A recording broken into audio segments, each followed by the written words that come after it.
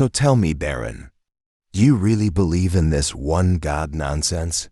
The words hung in the air like a challenge. For a moment, the entire studio froze.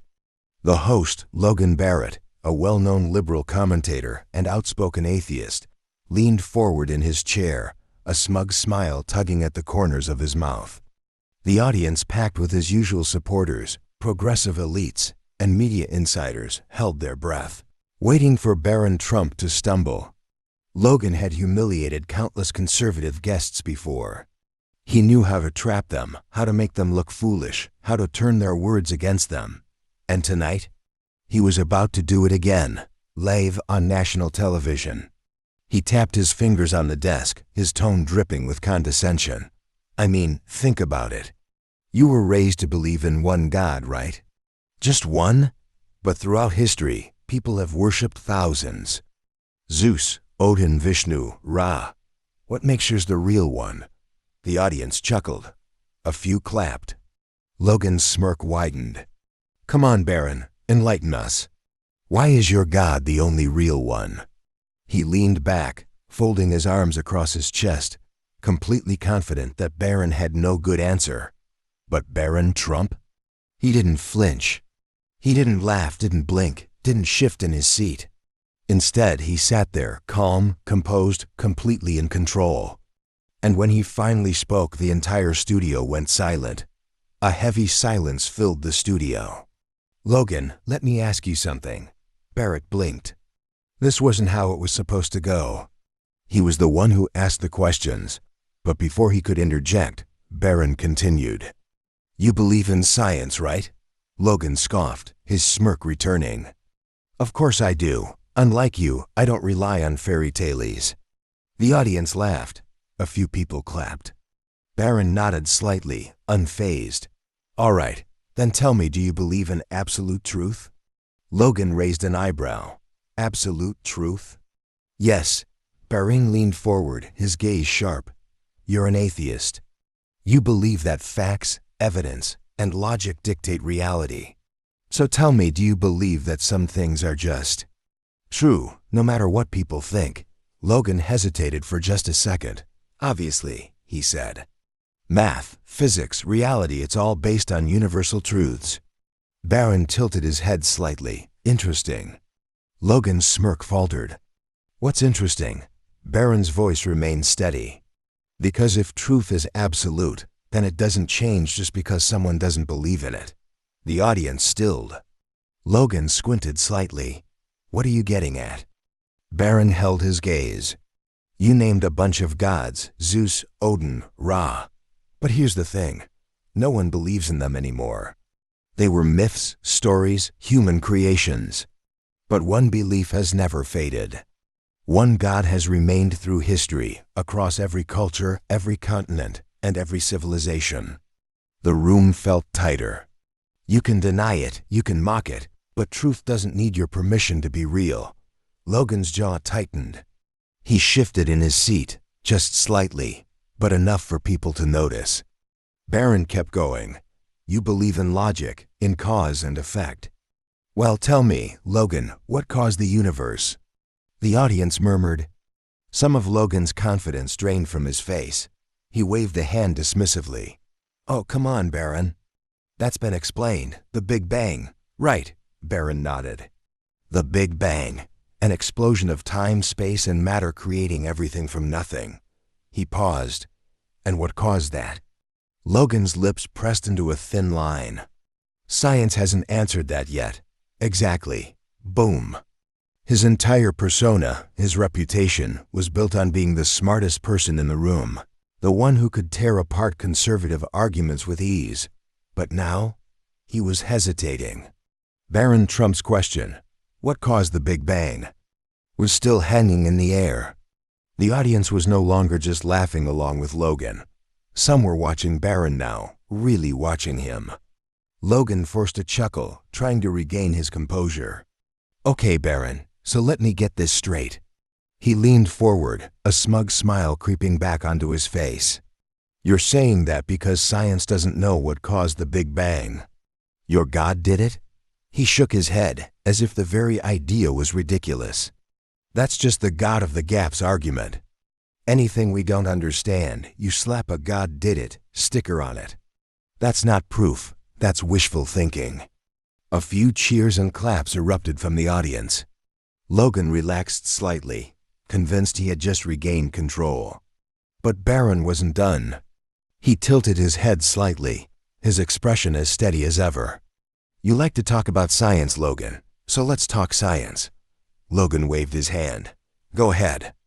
Barron's voice remained calm. "You believe in cause and effect. That every event has a cause. That's basic science, right?" Logan rolled his eyes.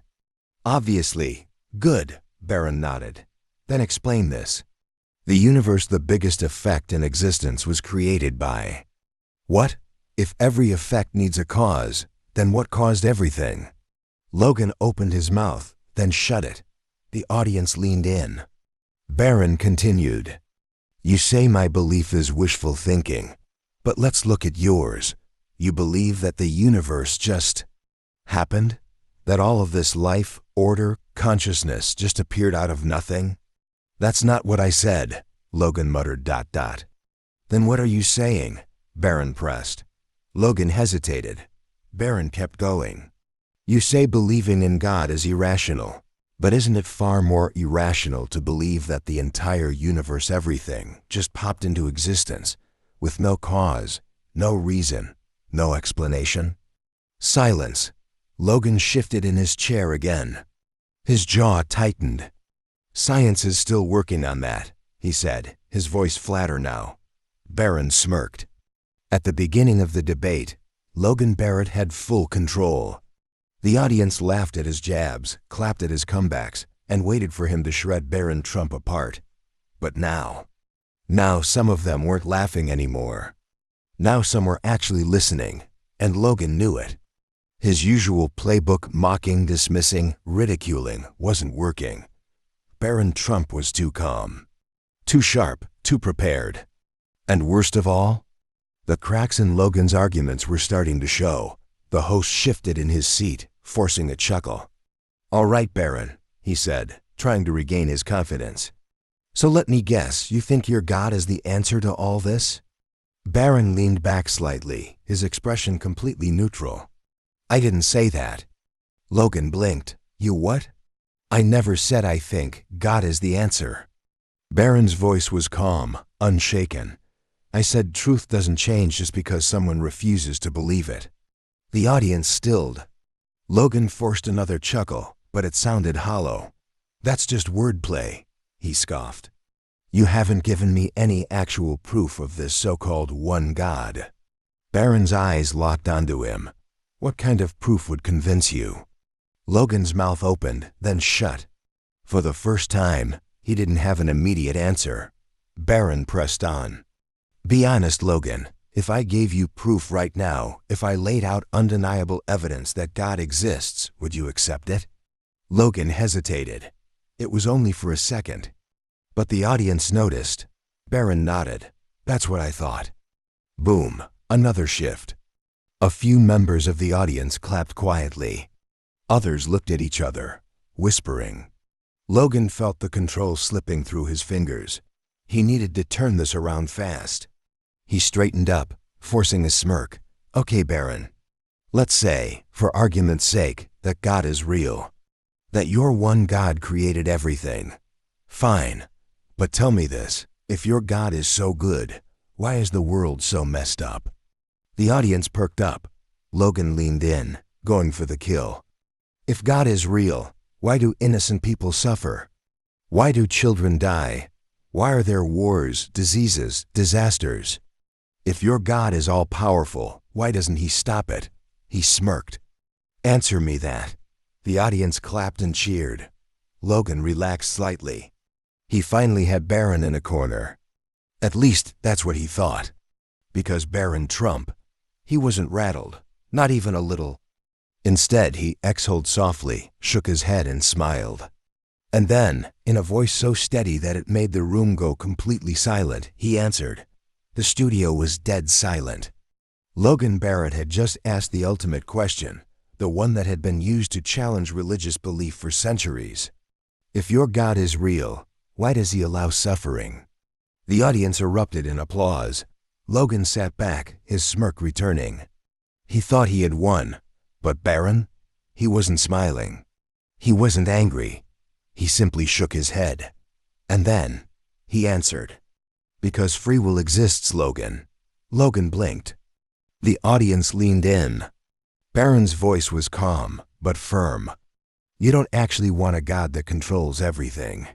You want a God that controls everything except you. A ripple went through the crowd. Logan chuckled, though it sounded forced. Oh, come on.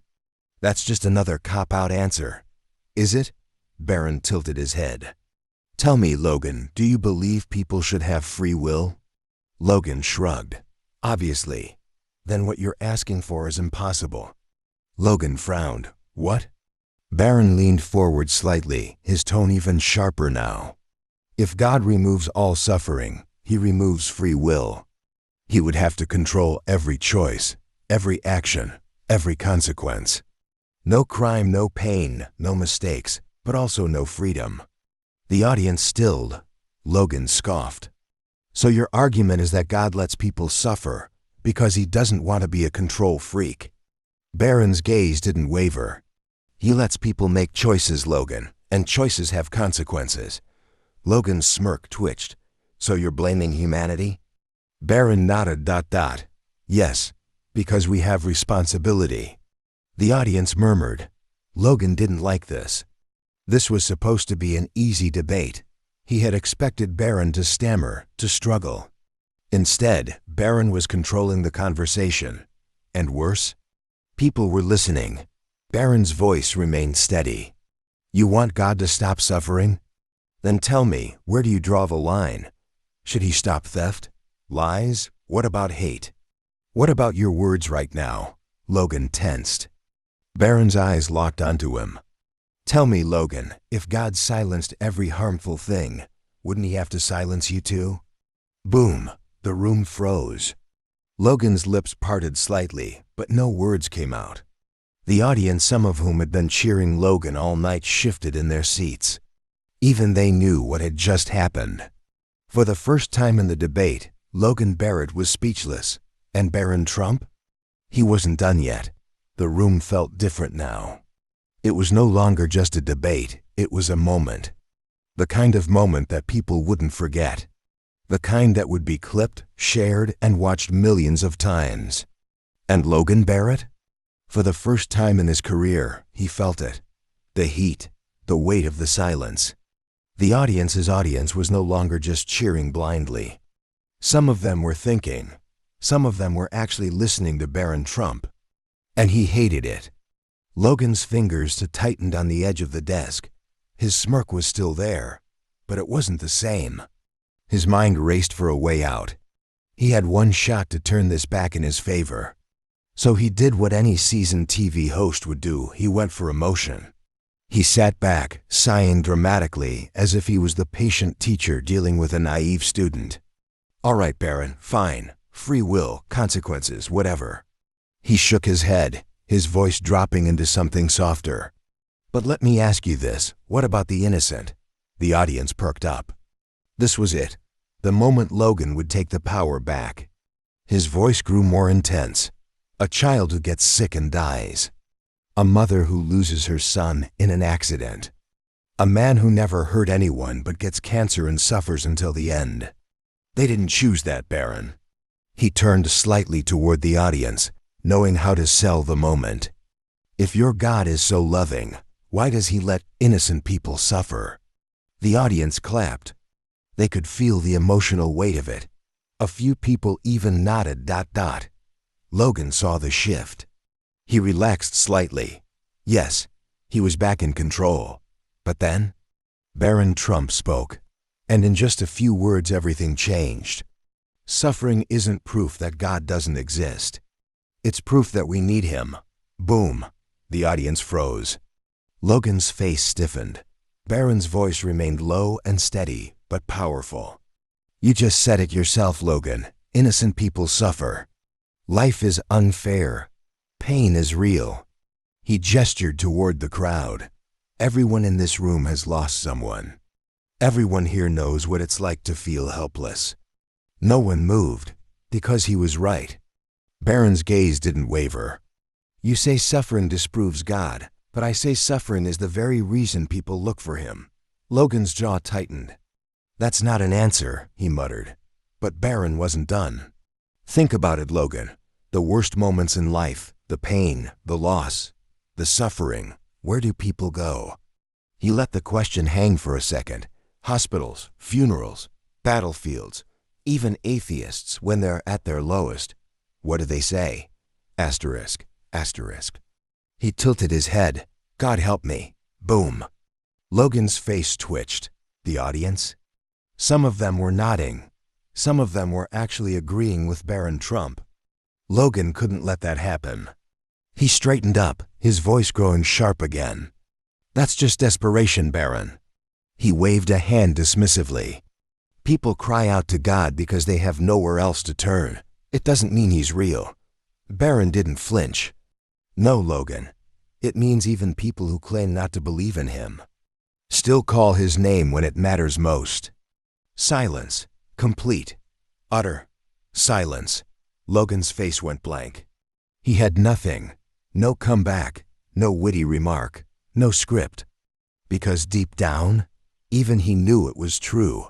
And the audience? Some of them had realized it too. The silence in the studio was unbearable. Logan Barrett's fingers tapped against the table, his mind racing. He had walked into this debate expecting an easy victory, expecting to humiliate Barron Trump on live television. But now he was the one struggling for words. The audience, once fully on his side, was no longer laughing, no longer cheering at his jabs. Some of them were leaning forward, listening, really listening. And Logan hated it. He needed to change the momentum fast. So he did what every seasoned TV host did when they started losing. He got personal. Logan forced a chuckle, shaking his head. You know what, Barron? I get it. You grew up in the Trump family. You were raised with all this religious nonsense. You were taught to believe, not to think. The audience gave a half-hearted chuckle. It wasn't the reaction Logan was hoping for, but he pushed forward. Tell me, Barron, if your last name wasn't Trump, would you still believe all this? A few claps, a few murmurs. Logan leaned in, pressing the attack. Would you still believe in one God if you weren't raised in a family that used religion as a political weapon? Boom. A classic liberal media tactic. If you can't win the argument, discredit the person making it. Logan sat back, convinced he had just landed the final punch. But Barron? He was smiling, not a smirk, not arrogance. A calm, knowing smile. And when he finally spoke, the room froze again. Logan, if your last name wasn't Barrett, would you still be an atheist? Boom. Logan's face dropped. A few audience members gasped. Barron didn't stop. You assume I believe because I was raised this way. Fine, but let's be fair. Aren't you an atheist because you were raised that way? Logan's jaw clenched. That's not. Isn't it true that most people follow what they were taught? Barron pressed. You mock me for believing in God, but let's be real. If you had grown up in a religious family, you'd probably believe too. Logan's lips parted slightly, but no words came out. Because he knew it was true. The audience? They knew it too. Barron leaned back, still composed, still in control. And then, with one final statement, he ended it. At the end of the day, Logan, it's not about how we were raised. It's about whether what we believe is true. Logan swallowed hard. He had nothing. No witty comeback, no condescending smirk, no control. For the first time in his career, he had lost. And the audience? Some of them clapped. Not sarcastic, not mocking, real claps. Because tonight, Barron Trump had walked into an ambush. And walked out as the one standing tall. And just like that, the debate was over. But now, it's your turn to decide. Was Barron Trump's response the ultimate takedown? Or do you think Logan had a point? Let me know in the comments below. And if you don't want to miss more moments like this, hit that subscribe button and turn on notifications. Trust me, you won't want to miss what's coming next. See you in the next one.